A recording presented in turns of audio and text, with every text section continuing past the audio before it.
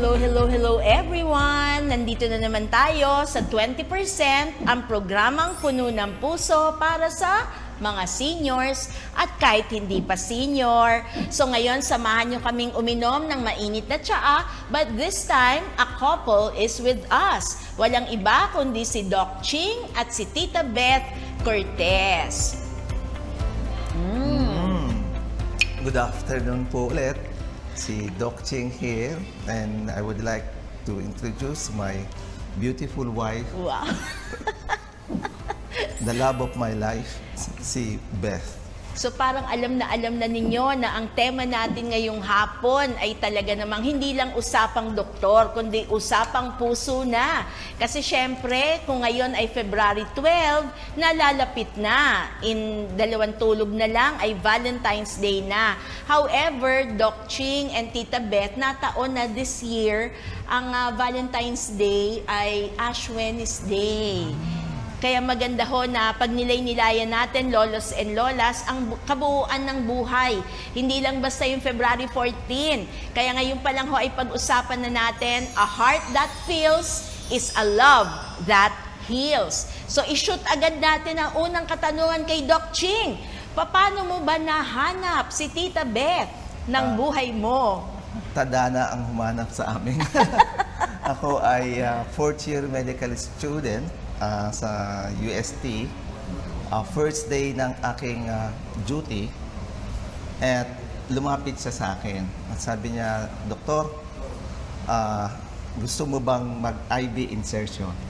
Okay? And sabi ko, aba, oo, kaya lang may problema ako. At ano yung problema mo? First time ko lang gagawa. And then, sige, sabi niya, aalalayan kita. At habang naglalakad kami papunta doon sa pasyente, tinuturuan niya ako, no? Kasi noon we were not allowed. Nurses were not allowed. Oh, so do kailangan mo IV talaga to insertion. seek the help of the doctor. Kasi legally, under our law, at that time, nurses should not do an IV insertion. Kaya it's illegal practice. So to make it legal, you needed Doc Ching on your side. So, what happened? Okay, pagpasok namin doon sa ward, sabi nung nanay sa kanya, yan na ba? Sigurado ka na ba sa doktor na yan? No? And then, siya very confident. Dinala ko sa inyo yung pinakamagaling namin doktor. Wow. And I was looking at my back. Wala na naman pala. Ako yun. And then, we approached, no? Magalahat yan. And then, may natitira doon isa sa paa. And then, ginanon niya. And then, sabi niya, yung pinag-usapan natin. And siguro with God's will, pag-inject na ganyan, nag-backflow na kagad at hit. Wow. Bigla niya nang pinitik yung kamay ko, alis ka na dyan. Ako nang bahala. Take over na ako. Take over na. So, nag-tape and everything. And then sabi ng nanay, tama ka nga nurse, magaling nga siya. And as we walk away doon sa ward, sabi niya, oh doktor, ang galing mo pala. At ang sabi ko sa kanya, I cannot do it without you on my side. Wow, talaga naman. Napaka-romantic na pala agad. First meeting pa lang. IV insertion pa lang yun, lolos and lolas, ha? Pero ang mai-insert pala ay ang puso, di ba? So nakita ho ninyo, nasa medical area talaga silang mag-asawa. Magandang tandem talaga to. Doctor and nurse. Pero panghabang buhay, naging Mr. and Mrs. talaga. So paano naman ang ligawan? Paano naman naganap ang love story? Dinaan ko sa bilis. hindi naman sa mabilis. The point is, para tong hallmark greeting cards, kung magsulat at saka pag magsasalita siya, marami siyang mga love letters. Kahit na yung mga literature, not a day pass, yung literature na bigay ng mga pharmaceuticals, not a day pass na wala akong ganon. Oh. Palagi niya akong sinesendan ng letters, minsan prescription pad lang. Check. Okay, tapos at one point, gumawa siya ng cheque, nilagay niya doon, I will give you, di ba dun sa cheque may nakalagay, pay to the order. Ayun nga, nakalagay, Elizabeth Dionisio. Tapos nilagyan niya, parenthesis, Cortez. 1 billion years of my life ambition, aspiration, ganyan. Madrama to. Napaka-romantic po pala ni Doc Ching. So nabighani ka ni Tita Beth at nag-fall ka naman sa kanyang thoughtfulness. So mahaba ba ang inyong ligawan? Kasi noon, at that time, palagi kami nagkikita sa ospital. Tapos may mga other times na magkasabay kami sa duty. And then, there came a point na may mga other suitors na umaaligid-aligid. Tapos, I saw him far behind dun sa isang cubicle. Tapos, nag-turn back na siya kasi sinasabi niya palagi sa akin, "Uy, hahatid kita hahatid kita." Palagi naman na-extend yung, alam mo na yung duty namin, mag-endorse, matagal, basta pag ganun ko, wala na siya. Okay, uwi na ako. Tapos sinasabi nga niya, at that time, mamaya, sabi niya, hahatid kita pa uwi. Sige, sabi ko naman. Tapos nung nakita ko siya, before that, meron akong parang isang suitor na batch niya rin na nakikipagbiruan sa akin. Ako naman siya, tawa ako ng tawa. Tapos nakita ko siya. Tapos nag-turn around na siya na parang sinasabi, ay, siguro hindi niya ako, natitipuan. So, tinawag ko siya, "Ching," sabi ko, "Di ba sabay tayo uuwi?" Wow. Ayun, from then on, nagkaroon na siya ng hope na may pag-asa. Kasi may rival pala. May iba palang nakahilera sa'yo, Tita Beth. Madami. Kasi ang mga doctors doon, parang they fool around with nurses. Kaya very careful ako. Nung sinagot ko siya, talagang very careful ako. Sabi ko, pero pag nag-holding hands, Diyos ko, kinakabahan talaga ako. So, Those are the ano days. yung pinakamatinding naging reason kung bakit nag-yes ka na sa kanya forever? I mean, marriage na to. Hindi lang to basta boyfriend, girlfriend. Aside yung being thoughtfulness niya, he's a man of, yung bang may spine, I would say. Naku pang medicine Oo din. nga. Oo. Puro anatomy ho ito pinag-uusapan natin. May backbone siya. Pag binitawan niya yung isang salita, expect na whatever happens, tutuparin niya yun. Wow, walang Oo. atrasan. Oo, Paninindigan ganon. talaga. Paninindigan So, Doc niya. Ching, ano naman yung pinaka-lovable feature mo para kay Tita Beth? Ano yung ting makikita mo yung talagang, naku, in love ka. Lalambot at lalambot ang puso mo. Ang puti ng legs. Sayang, nakatago ang legs eh. Tinago, hindi makikita eh. I remember after nung insertion, lumalakad na pala siya, pahiwalay. Nandun ako sa gitna ng ward.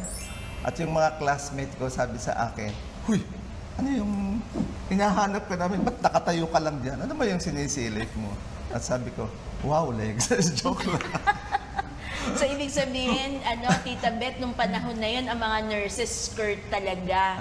Kailan na lang din naman nauso na pants na, no? Yung parang yun na ang norm, di ba? Scrub. So, kitang-kita talagang maputi ang legs. Tsaka nun, may cup pa kami. Piti and maputi. Improvement of race, sabi nga ni attorney.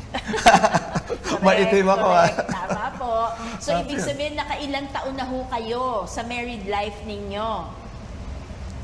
39 Wow, years. konting-konti na lang. 4 years ko siyang naging boyfriend. Tapos, 39 years.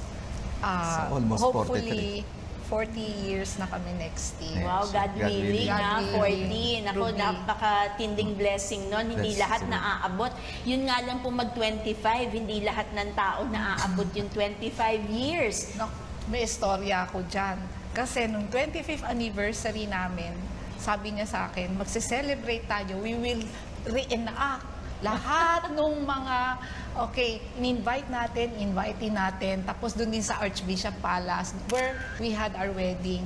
in short, sabi ko, masyadong expensive yan. Kasi yung wedding namin, actually, sinagot ng mother niya. Oo, buhay pa noon. Oo, buhay pa noon. Binigyan ako ng pera. Sabi niya, ako kayo nang bahala dyan. Kayo nang mag-prepare, etc. Binigyan na ako ng money. And at that time, malaki yung pera na yon. Kaya nag-intercon kami. Pagkatapos, yun nga, inayos namin na we had 200 guests. So sabi ko, wag na lang, mag-ano na lang tayo, family na lang. Alam mo, sabi niya sa akin, for 25 years, pinag-ipunan ko to. Sino naman sa'yo nagsabi na, okay, gagamitin natin yung hard-earned money na sinave keeping namin, na inipon namin. 25 years ko itong pinag-ipunan. Will you please marry me again? Wow. Ganon siya. Umiyak ako noon talaga nung sinabi niya yun sa Mahirap akin. tanggihan yun, Oo. Tita Beth. Iyak talaga ako noon kasi yung talagang feel ko na hinawakan pa niya ako, will you please marry me again? Tapos siya na talaga nag-arrange lahat.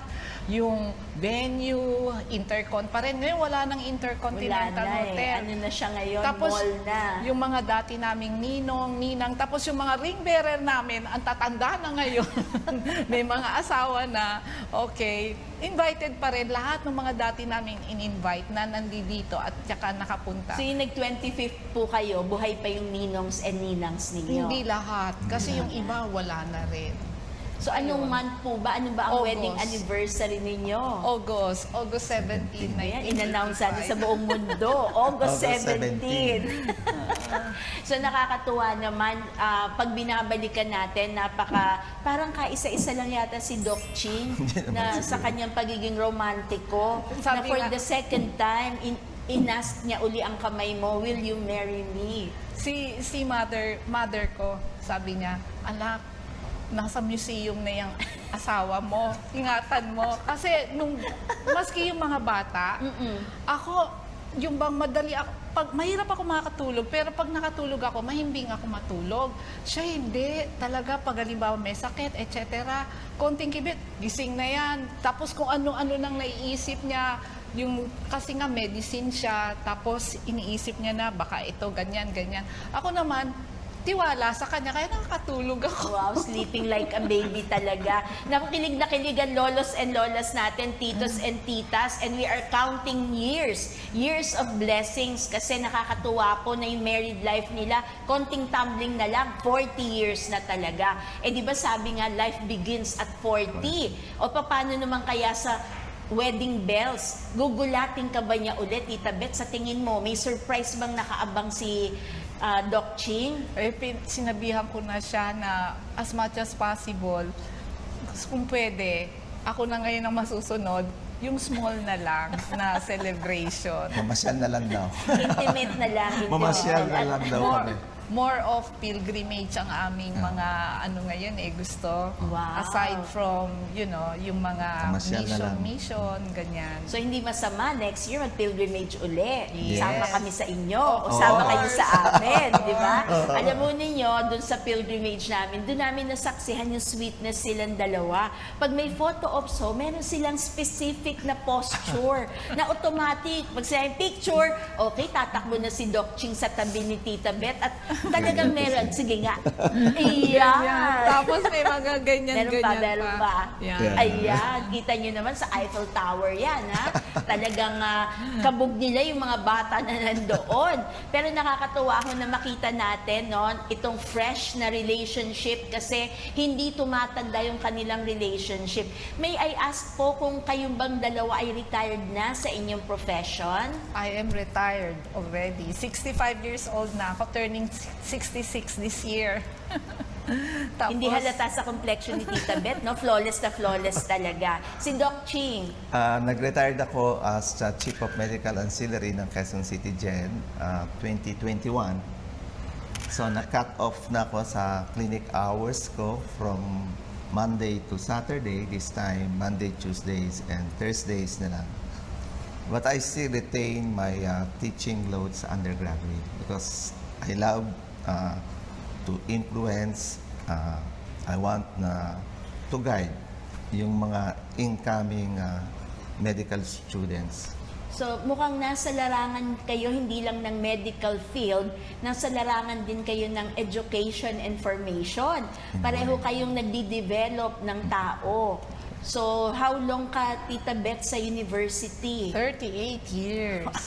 Hindi mo ba nami-miss ang pagiging madam sa mga estudyante? Hindi, I mean, there are times kasi na nai-invite din ako from time to time sa mga different schools. Kagaya ngayon, meron akong parang teaching na concept lang naman sa isang school din sa mga out of town. Sa Bacolod. Kasi may uso na ngayon ng mga virtual. Yes. Kaya okay lang. Maaabot mo na sila kahit nandito ka lang sa Manila. Yes. At saka na-enjoy ko pa rin yung pagtuturo. So Tita Beth, yung bang mga estudyante mo, mga naging nurse na ba sila o may mga naging doktor na sa kanila?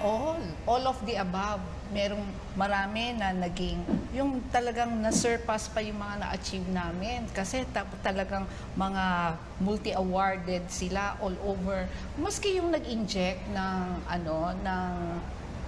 yung taga-UK, Vaccine? ng vaccine. Yung first vaccine in the world. UST graduate yon. So, kumbaga, hindi ko siya directly naging estudyante, pero naging part siya ng college. So, yun yung maraming mga milestone. Tapos, yung iba naman naging doctor. Yung iba, entrepreneur. Marami tayong mga nurse entrepreneur, name it. Yung mga big names.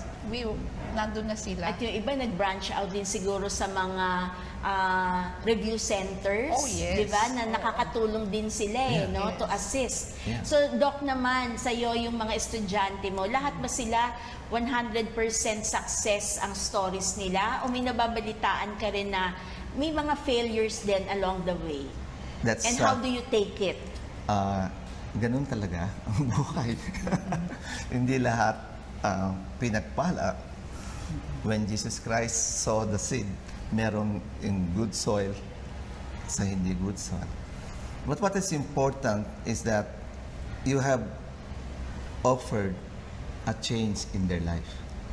Whether they're successful or not, what is enriching is that pag nakita ka nila, ay si doktor, thank you ho dun sa tulong nyo. So, sorry, hindi ko na ganoon. Pero, darating ang panahon, maa-attain ko rin. Hindi lang dun sa oras na planado mo, pero That's in God's true. time. In God's time. And maybe in a different format din. I remember one student, graduate siya ng 2008, and then ngayon, nag-a-apply siya para makapag-trabaho sa Amerika. And you know what he told me? Sir, natandaan mo yung sabi mo sa amin na one day makikita ko kayo, naglalakad ka dun sa Rodeo Drive at iimbitehin ko kayo na mag-coffee tayo. Malapit na hong mangyari yan. And that's something, you know. So ano talaga, yung napasukan po ninyong buhay ay life-changing. At nagkataon, kayo ang nag-change ng lives nila dahil naging instrumento kayo. However, paano ho, hindi ba nagkakaroon ng stress sa loob ng pamilya? Kasi lahat kayo nasa medical field, maliban sa isa, si Attorney Jay. Actually, hindi naman stress, complementary nga. For example, siya, pag nag-duty sila sa ward at meron silang mga kasong dinidiscuss, naghihingi sa akin ng input. Yung dalawa, pag-uusapan nila yung buhay nila, and then kung ano yung mga nangyari sa duty nila, at nakakaroon kami ng exchange, no? And tulad nga ng laging kong sinasabi sa kanila, remember the two of you, we are just handmaid of the Lord. Every time you go on duty, every time you go on clinic, always pray. And always have something in your pocket that will remind you of Him. And even up to now, meron ako. Sige nga, pakita natin, may Doc. cross. Ano ba yung nandyan sa Cross. pocket ni Doc Ching? Naku, baka millions yan. Ay, hindi Millions pala of millions. Talaga So this naman, is the, trillions pa pala. Doon ka timingin. Rosary. Kay St. Anthony sa Portugal. Oh. So, nakita ko, last na siya.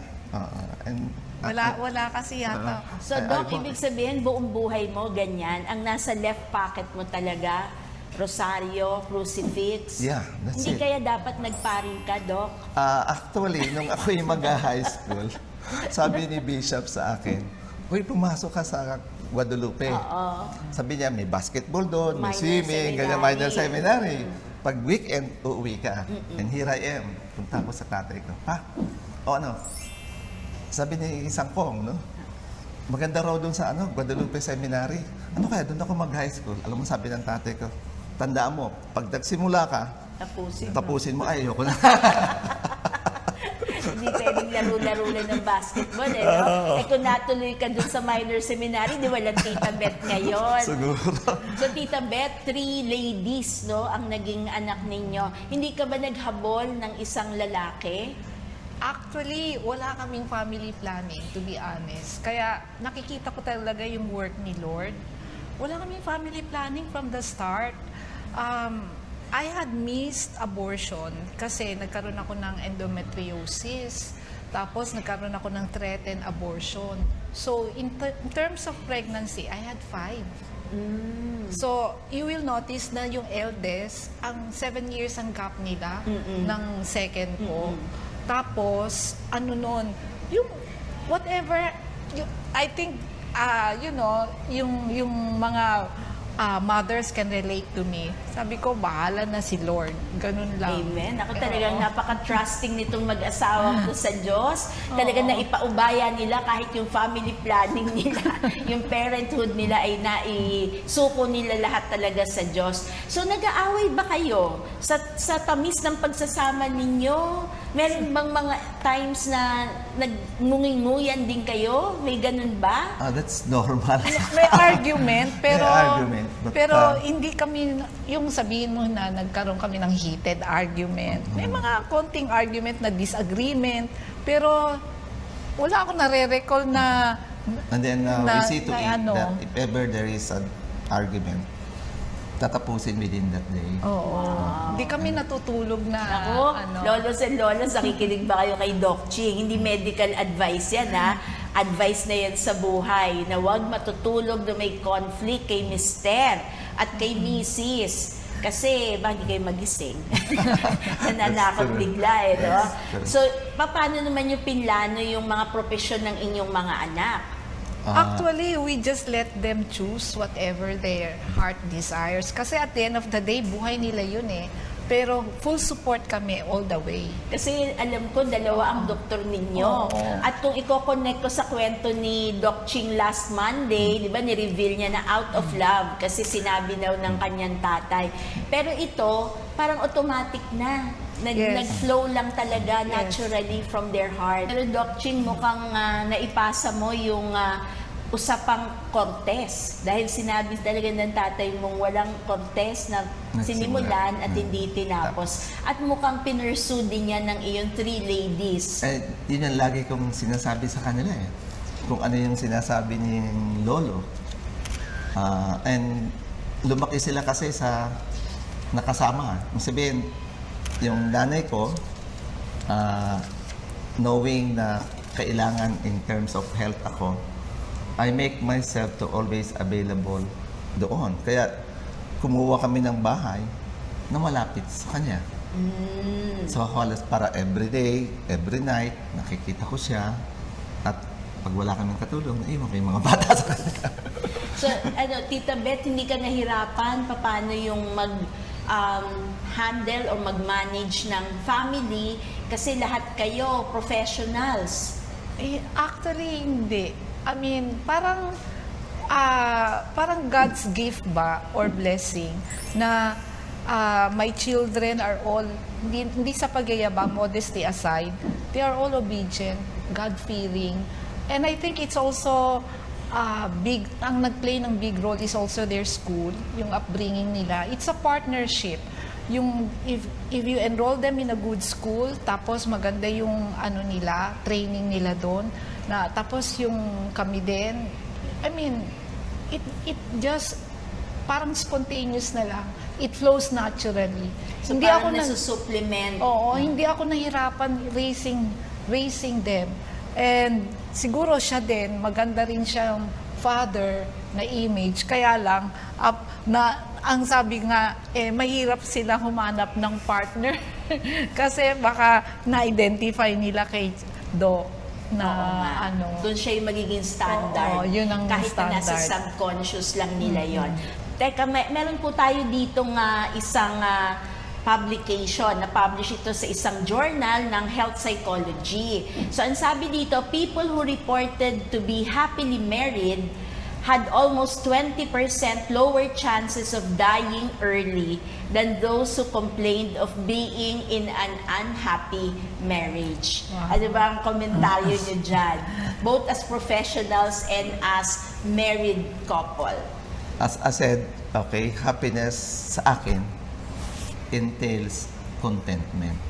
And therefore, if you are happy and if you are contented, you have less stress in life. You have less stress to worry. You always have something to hope for. Kasi, alam mo, ang happiness is fleeting.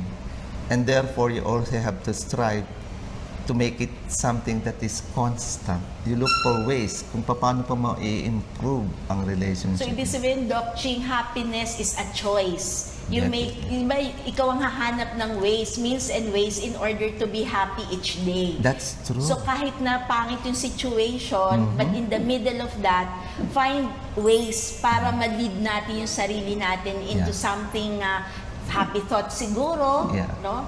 Si Tita Beth ba, hindi ka ba matatakutin na tao? In what way? May fears ka ba? Kunyari, Ako. si Doc nanggagamot, pero dumating ba yung time na natakot ka dahil sa health condition ni Doc?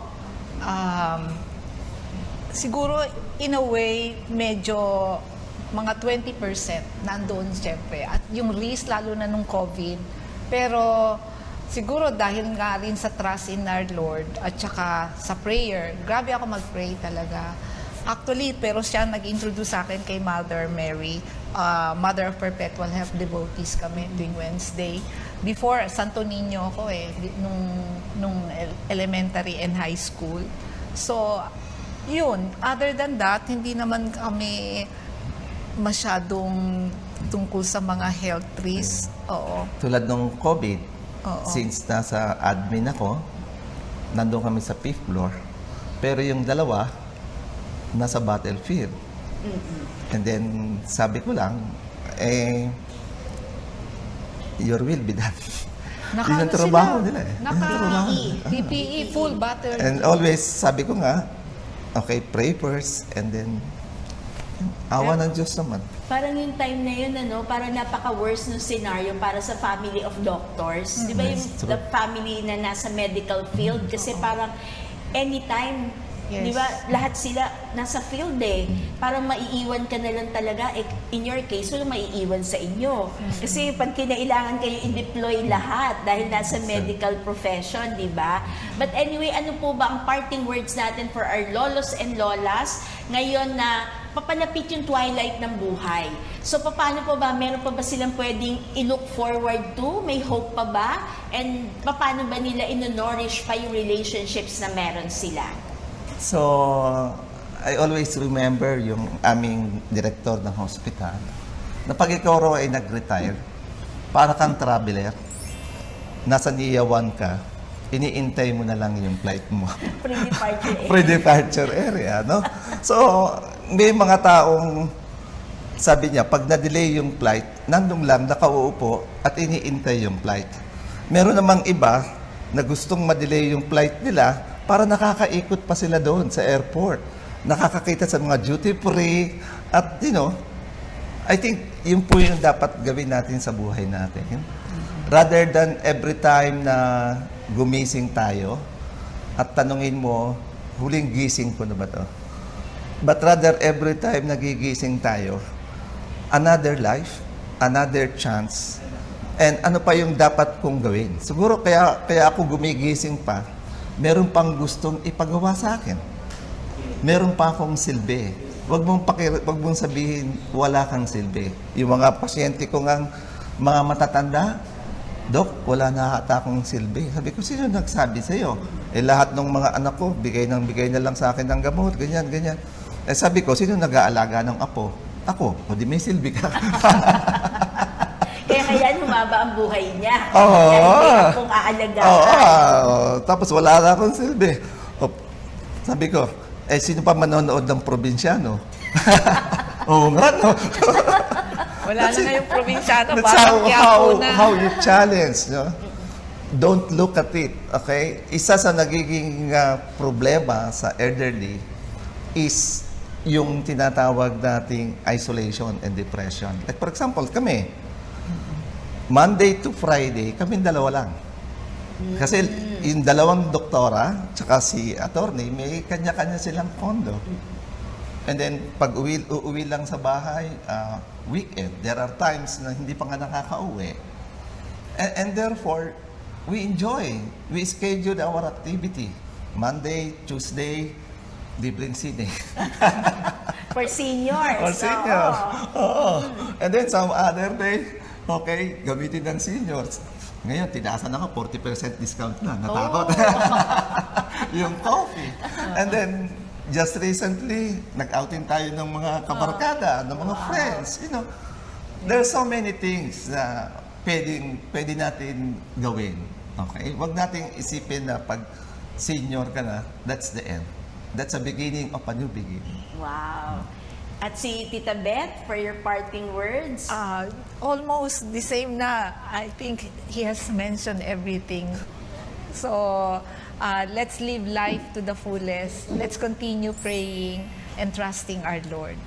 Amen. Very well said. So, mayroon pa tayong mga susunod na topic kasi sinimulan talaga ni Doc Ching at saka ni Tita Beth na empty nesters na sila. That's a new term no? Yung mga grown-ups na yung mga anak. So, hindi lang tayo magfo-focus on senior citizenship. Doon din tayo sa level na yan na empty nest pero hindi empty yung puso at yung buhay.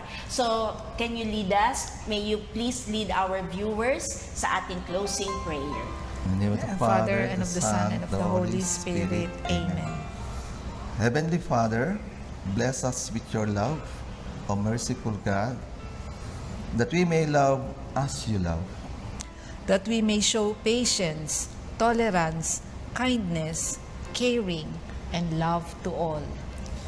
O compassionate one, grant us compassion unto us. That we may help all fellow souls in need.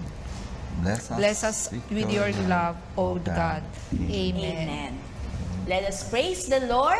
And give Him thanks. So many thanks, Doc Ching and Tita Beth Cortez. Sana sa ating mga followers and viewers na inspire tayo to keep on moving at embrace life to its fullest. We'll see you again next Monday. Bye! Bye-bye.